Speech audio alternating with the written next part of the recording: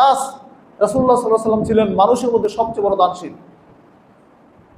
কিন্তু তার এই দানশীলতা ওয়া কানা আজওয়াদু মা ইয়াকুনু ফি রমাদান হিনা ইয়ালকাহু জিবরিল আলাইহিস সালাম। আর রাসূল সাল্লাল্লাহু আলাইহি ওয়াসাল্লামের এই দানশীলতাটা রমজান মাসে বেশি হতো যখন জিবরিল আমিন তার সাথে দেখা করতেন। ওয়া কানা জিবরিল আলাইহিস সালাম ইয়ালকাহু ফি কুল্লি লাইলাতিন মিন রমাদান। আর জিবরিল আমিন রমাদানের প্রত্যেক রাতেই রাসূল সাল্লাল্লাহু আলাইহি ওয়াসাল্লামের সাথে দেখা করতেন। ওয়া ইউদারিসুল কোরআন, তারা কোরআন তাদরিস করতেন, কোরআন শুনতেন, শোনাতেন।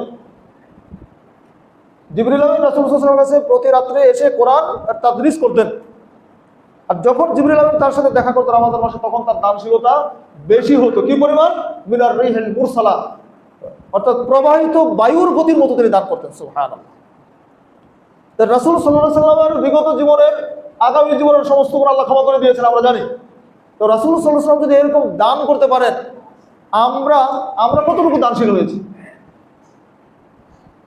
এই বিষয়টা আমরা একটু আপনাদের স্মরণ করে দেওয়ার জন্য আজকে এই বিষয়ে আলোচনা করছি। রমজান মাস বিদায় নিচ্ছে, কি পরিমাণ দান সাদাকা আমরা করেছি। দানের ক্ষেত্রে দুইটা দিক আমাদের সবসময় মাথায় রাখতে হবে, একটা হচ্ছে যাকাত, একটা হচ্ছে সাদাকা। যাকাত এবং সাদাকা, যাকাত বিষয়টা আমরা সকলে বুঝি, সেটা কি? নিসাব পরিমাণ সম্পদ কারো হলে তার যাকাত ফরজ হয়। যেমন আবাদি ফসল যদি ধান করেন আপনি, ধান যদি বৃষ্টির পানিতে হয় তাহলে ওসর 10 ভাগের 1 ভাগ আপনাকে কি করবে? যাকাত বের করতে হবে। আর যদি আপনি বৃষ্টির পানিতে হয়, পানি দিয়ে করতে হয়, মেশিনে পানি সেচ করতে হয়, তাহলে সেটা হচ্ছে নিসফে ওসর, 20 ভাগের 1 ভাগ। এটার নিসাব হচ্ছে 5 ওয়াসাক, বা বাংলা মাপে 20 মনের মতো হবে। 20 মন হয় না, 18 মন কত কেজি হয়। তা আমরা একটা সিলিং যদি 20 মনও ধরেছি, কারণ 20 মন ধান হয় বা 19 মন হয়, তাহলে তার উপর ফরজ হবে। এরপরে যত হবে টোটাল ধানের হিসাব করে তাকে ওসর বা নিসফ ওসর দিতে হবে। যারা ব্যবসা বাণিজ্য করেন তারা কি করবেন? বছর শেষে একটা স্টেশনে এসে চিন্তা করবেন, দেখবেন আপনার ব্যবসায় পণ্য কত টাকার আছে, আপনার ব্যাংকে কত টাকা আছে, ক্যাশে কত টাকা আছে। এইগুলো একত্রিত করে যদি নিসাব পরিমাণ হয়, তাহলে 2.5% যাকাত দিতে হবে। এখানে নিসাবটা কি? এখানে নিসাব হচ্ছে সোনা রূপার নিসাব। সোনা রূপার নিসাব, সোনা হচ্ছে 7.5 ভরি। সোনার বাজার মূল্য পরিমাণ টাকা যদি আপনার থাকে ব্যবসায়িক পণ্য সহ, তাহলে যাকাত ফরজ। অথবা 52.5 তোলা রূপা, এর সমমূল্য পরিমাণ টাকার মালিক আপনি হলে আপনার উপর যাকাত ফরজ। এখন প্রশ্ন দাঁড়াবে যে এখন তো মূল্যের ব্যবধানে সোনার উপর অনেক ব্যবধান, তাই না? সোনার বাজার হিসাব করলে তো দেখা যাবে যে 18-19 লাখ টাকার আগে যাকাত ফরজ হবে। এই বছরের জন্য বলছি না, তারও বেশি মনে হয়। এখন তো মনে হয় 3 লাখ টাকা হয়ে গেছে সোনা, তাহলে 24-25 লাখ টাকা। এটা তো ছিল না। এখন যদি আমরা রূপার মূল্যমান চিন্তা করি, তাহলে কম টাকায় যাকাত দেওয়া যায়।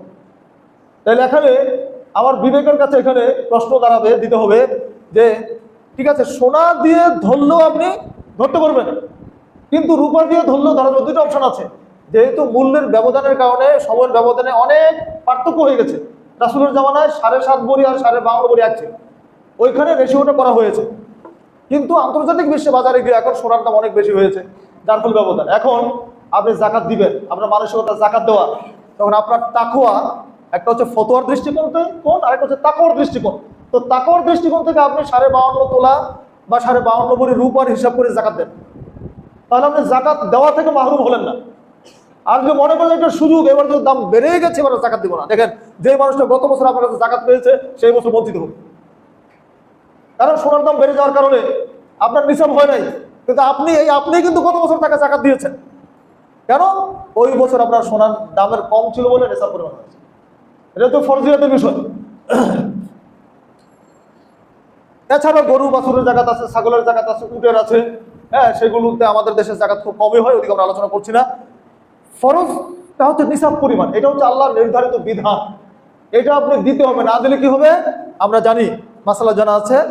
এই সম্পদগুলি আখিরাতে সাপে পরিণত হবে, এবং এই সাপ তাকে তার 2 চোয়াল চেপে ধরে তাকে কামড় দিবে আর বলবে না মালুকা আনা কানজুকা, আমি তোমার মাল, আমি তোমার সঞ্চিত ধন। এটা আমরা জানি। আবার আল্লাহ সুবহানাহু ওয়া তাআলা সূরা তাওবার মধ্যে বলছেন, আল্লাযীনা ইয়াকনিজুনা আয-যাহাবা ওয়াল ফিদ্দা ওয়া লা ইউনফিকুনা ফি সাবিলিল্লাহ, যারা সোনা রূপাকে জমা করে রাখে, যাকাতটা আদায় করে নেয় যারা, ইয়াউমা ইউহমা ফি নারি জাহান্নামা, সেদিন এইগুলোকে জাহান্নামের আগুনে পোড়ানো হবে। জাহান্নামের আগুনে আপনার সঞ্চিত সম্পদগুলোকে জাহান্নামের আগুনে পুড়িয়ে এবার ফাত্তুকুয়া বিহা জিবাহুহুম ওয়া জুনুবুহুম ওয়া যুহুরুহুম হাযা মা কানাসতুম লিআনফুসিকুম। এইগুলো দিয়ে আপনার কি করবে? আপনার কপালে, আপনার পিঠে, আপনার পার্শ্বদেশে সেকা দেওয়া হবে, আগুনে পুড়িয়ে সেকা দেওয়া হবে, আর বলা হবে হাযা মা কানাসতুম লিআনফুসিকুম, এইগুলি ওই সম্পদ যেগুলি তুমি নিজের জন্য জমা করেছিলে। শাস্তিও দেওয়া হবে, বলাও হবে। এখন তো জমা করেছি কার জন্য? নিজের জন্য। আসলে নিজের কোনো উপকার হয়? মরে গেলে এগুলি যাবে আমার সাথে। কে খাবে? আহাল পরিবার খাবে, আমার ছেলে মেয়ে খাবে। তো আমি কি পরিমাণ বোকা যে আমি আমার সম্পদ দিয়ে আমি আমার আখিরাতের চিন্তা করি না।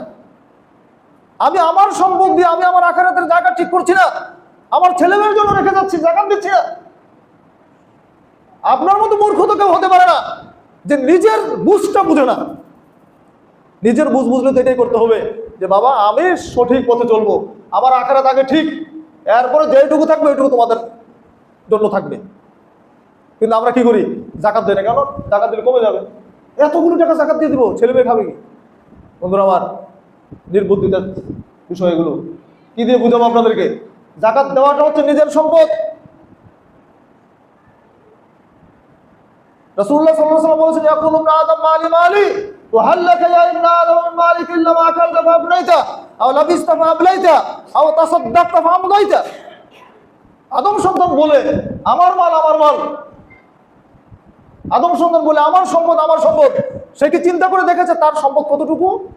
আরে তার সম্পদ হচ্ছে ওইটুকু যেইটুকু খেয়ে সে হজম করেছে, যে পোশাকটা পরিধান করে সে ছিন্ন করেছে, নষ্ট করতে পেরেছে, সেটা শেষ করতে পেরেছে। এটা তার পোশাক আপনার আছে 100 সেট, আপনি মরে গেছেন, এই পোশাকগুলি আপনার। কে পড়বে? আহাল পরিবার পড়বে, ছেলেরা পড়বে, ভাই ব্রাদাররা পড়বে। আপনি যেটা শেষ করেছেন, যেটা আর কারো কাজে লাগবে না, ওইটা আপনার।